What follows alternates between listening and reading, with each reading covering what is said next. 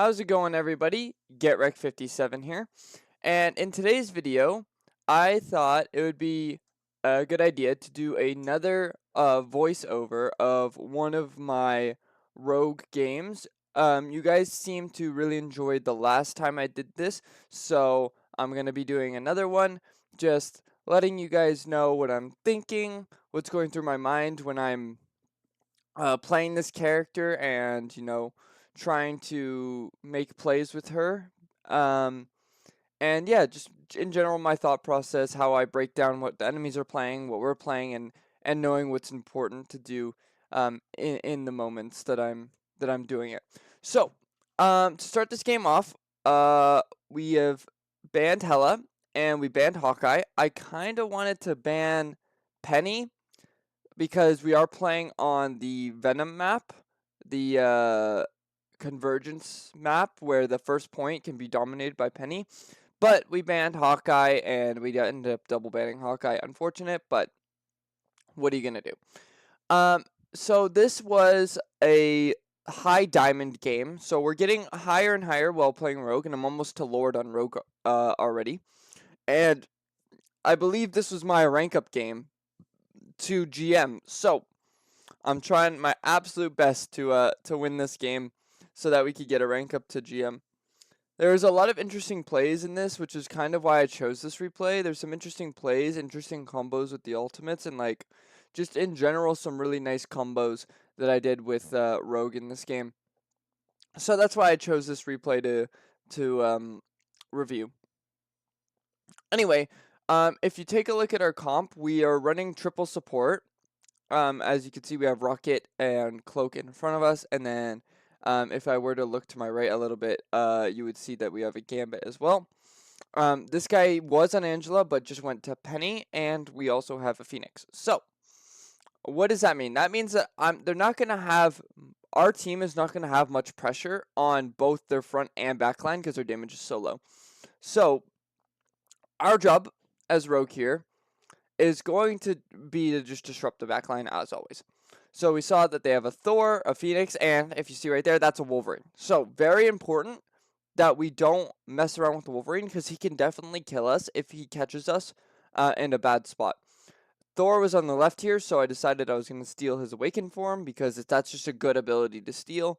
I didn't get any kills with it, but I kind of forced the Thor out, and I got a little bit of damage with the Awakened form. So I'm constantly poking out the Wolverine here, trying to bait out his kidnap. I popped the team up just in case he engages me. I saw that he went for it, so I dashed up. He missed his kidnap, and now I can walk in fairly aggressively because I know I won't be kidnapped by Wolverine. So here we go. Get a nice hit on the invis.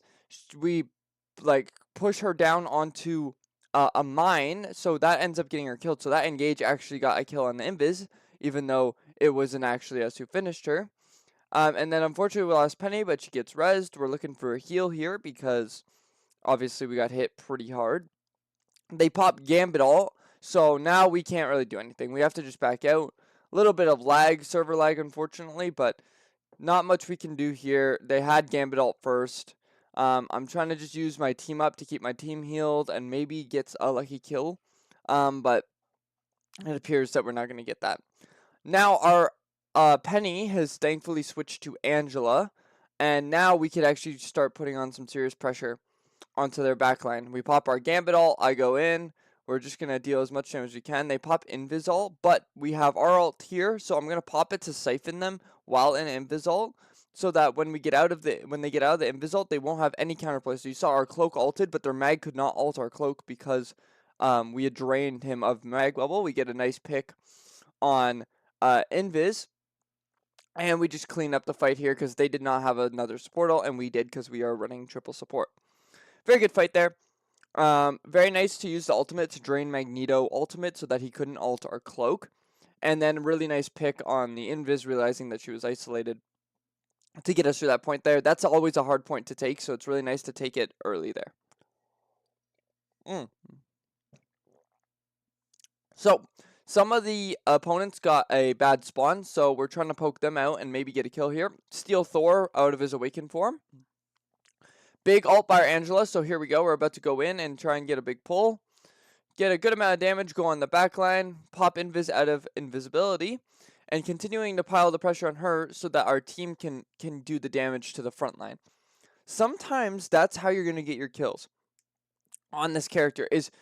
This character plays very much like Venom, where you won't always directly see the fruit of your play, but it will happen. So in that scenario, because I was distracting the Invis and because I'm distracting the Gambit for so long, their front line just fell over because they were not getting healed. So, that's always going to be a really nice play to make with Rogue. Anyway, so they pop Gambit ult and Thor ult here. They're kind of just running us down. We don't have any answers to it. Unfortunately, not much you can do here as Rogue. Steal Thor's Awaken form, and we actually get a kill here because the Thor had overextended and he had no longer had the Gambit ult effect. So we knock him down there to hold him there for a second, and then we pop his Awaken form to get the kills. We pop Gambit ult ourselves, and big damage comes out from us here. We got 2 kills, 1 on Invis, 1 on Iron Man. And then Wolverine tries to kidnap us, but we're on his ass. We're going to try and get him. He gets the health pack, unfortunately. But we have our Phoenix here to support us. We still had our kick, so we were able to get the Wolverine down and clean up that fight. Very nice fight there. To just, pop Gambit ult, and they didn't have a response, so we just ended up rolling them. So now we're moving into point 3. This always is a tough point, but I think we could get through it if we play well. That was my fault. I'm not gonna lie to y'all. I heard the Iron Man start up his ultimate, and in reaction, our cloak popped her ult. But I know that you can actually tank Iron Man ult with this character. So in order to protect my team, I walked in front of it and blocked. But as I did that, my cloak dashed in front of me, with her ultimate, and it blew up on me and on her. And so it ended up killing her through her ultimate. Now, she shouldn't have been ulting into an Iron Man ult, because it doesn't really make any sense. But also, like, maybe I could have just let the ult go through. I'm not sure. Anyway, we're going in with our ultimate here, and our Angela hits the huge pull, and oh my goodness, we kill everybody. That was massive. We hit our shift and pull, and we popped our ultimate. I was going in there just to try and drain their ult charge, and our Angela hits a massive spear to keep them all in that radius, and the damage just stacked so hard that they were not even able to come close to surviving it. And an added plus was that their Invis had ulted and missed. She put her ult too far, so they used Invis ult there, but they didn't survive because they weren't in it. So that was just a crazy combo, one of the best combos I've had with this ultimate so far. This usually is a really bad ultimate, but in that niche scenario, it was incredible. Anyway, so Emma's overextending here. We're trying to pressure her out. Unfortunately, she's still a diamond form, so she just kind of ran away. So we're just regrouping, waiting for our team here, and trying to just get a full team fight going. We know that they used Gambit ult that last fight, and we know that they'd used Invis ult the previous fight. So if we go in aggressive here, they shouldn't have anything to respond to our Gambit ult. So here we go. Keep pressuring the Invis, keep pressuring. I get chokeslammed, unfortunately, and they ended up sustaining our Gambit push, unfortunately. Steal Thor Awaken form here to try and pressure out. Just try and apply more damage, right, while our cooldowns are coming back. We have our cooldown, so we can go in. We can get this Iron Man. Really nice kill there. Iron Man can honestly be a really easy kill for you if he's out of position like he was just there. So we get a really nice kill here. So I see that my backline's getting pressured, so I tried to go and help them, but they died too quick. And then our rocket pops a really bad amp on point, so I was trying to go and utilize that, but I just there's not enough damage to really make anything out of it. It was a bad amp. They pop Invis ult for some reason. I'm not entirely sure why. It was just a bad Invis ult, and I'm trying to get a heal here because I'm being chased down really bad. And we ended up getting out alive, which is always good. So they don't have a Invis ult, so I can definitely go in with my ultimate here. Now the problem is going to be trying to get kills without like an Angela or a combo ult, We lose our Angela again, so we're staggering a lot. Our Cloak pops ult to get us in.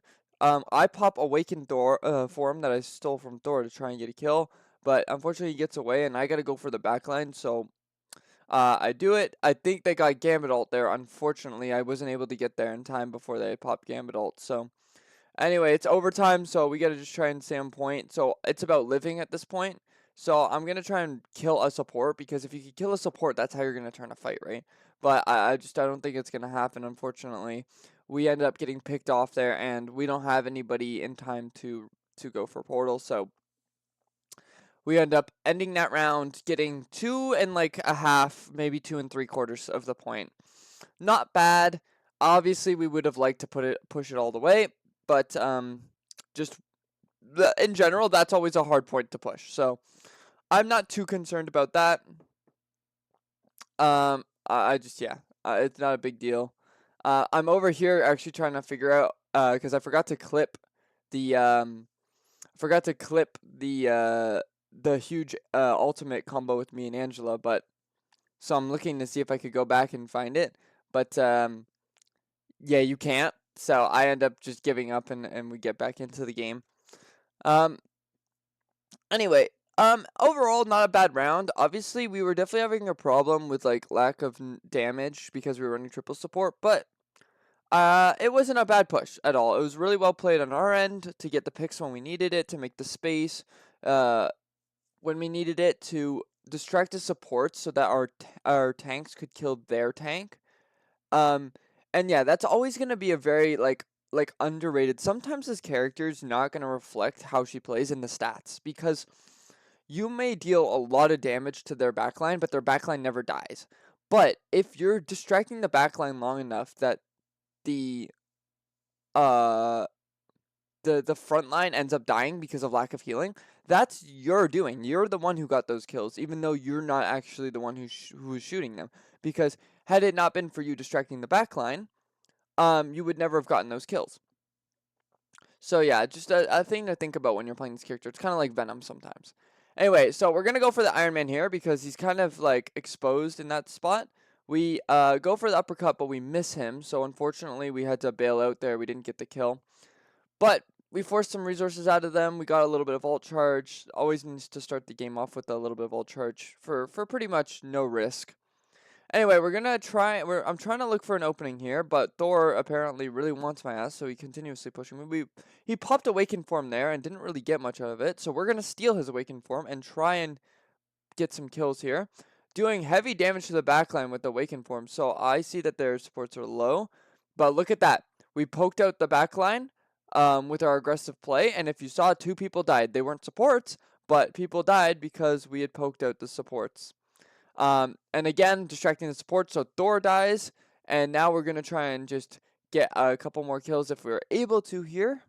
Just trying to stagger out their team some bit. We use a Phoenix ult, which ends up getting a lot of value there, so I decided to go in because now they're down supports. I saw her pop Diamond form, so we don't want to mess around with Emma's Diamond form. We just get out. We forced her to use her most expensive cooldown, so that's mission accomplished to me. We got Diamond form out, we get out.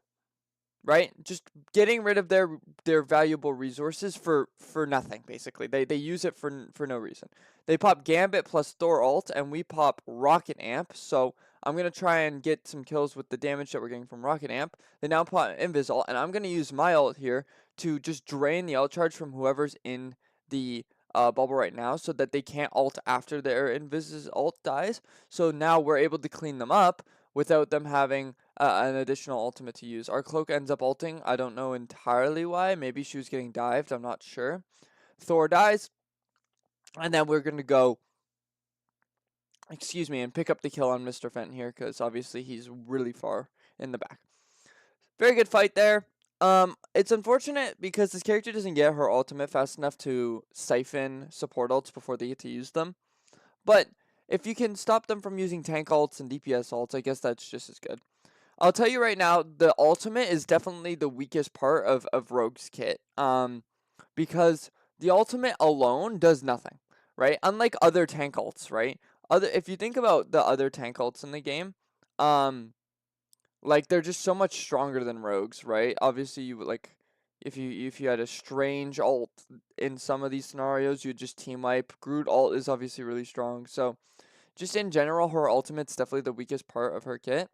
But it is what it is. There's not much we can do about that. Just try and use our ultimate to the best of our ability to get as much value as possible. So we were just poking out the backline there, shooting the Iron Man, causing a little disruption, and we end up getting more kills there, stopping them from pushing that fight as well. We die here. That's probably my fault. You know what? No, that is my fault. Overextending there. That's definitely a good representation of what you should not do. As rogue is use all your cooldowns trying to pick up a kill that you don't need to win the game, right? So that was just bad on my part. Not much to say, just yeah, don't do that. So I pop ult here to siphon their support ult, and it actually works this time. I get my siphon off before they get support ult. So if you saw, that Invis was very close to ultimate, but we prevented her from having it. You can actually hit Magneto through his ultimate with Rogue's Melee's and C ability. So I use that to try and kill Mag through his ultimate, but we don't end up getting him. Our Phoenix is popping off. She's getting tons of kills, which is really nice. And we're continuously killing the backline, causing disruption, and we end up getting the win there. Really nice game. Very good play by me and my team. We ended up poking out the backline and getting kills on the backline consistently, causing their front line. Like, this game showed more of the causing your front line to like die because we're distracting the back line so much that their front line ends up just falling apart because they're not getting healed, right? Oh, and my mistake, it was not our rank up game. That was one game before our rank up game. But yeah. So in general, that was just a quick breakdown, just a nice voiceover of that game, just telling you guys what I was trying to do and like what you should do in certain situations. That was a very good like I said, that was a very good representation of uh how Rogue can get value without getting kills. So, as you saw in many of those fights, I would go in and and start like disrupting the backline, right? Causing damage, causing them to use resources on themselves. And what would happen is after I've disengaged, after disrupting the supports, you would find that one of their tanks or one of their DPS was dead because they were fighting on the front line and their supports are getting dove. So what happens was they weren't getting healed, and my team was able to pick up kills because of their lack of healing. So, like, not all your kills are going to come from, like, you actually finishing them off and killing them, right? Very often the people you dive will not be killed. But the disruption that you cause, it can cause your teammates to actually be able to pick up kills because people will not be getting healed because you're distracting them. It's the same philosophy as Venom, right? Venom is very good at distracting and, like disrupting backlines. He won't always get kills, but it's the distracting part that's so important because he allows your team to kill the front line quickly without them ever getting healed. So it gives them very little counterplay to your push. However, I definitely think Rogue compared to Venom, I like Rogue more, obviously, because she has two types of playstyles, right? You can play her as that Venom dive character, right? The same as Venom, you dive the backline, you do as much damage as you can, and you escape, right? But once she's escaped, let's think about Venom. Once Venom's escaped, what does he do? He sits there and just kind of shoots the tanks a little bit, and then climbs the wall and does it again.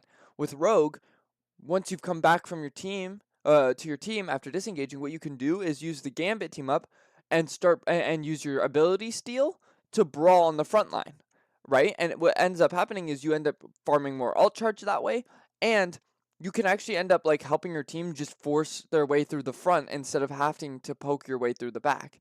And it's just really nice to have that versatility in a tank.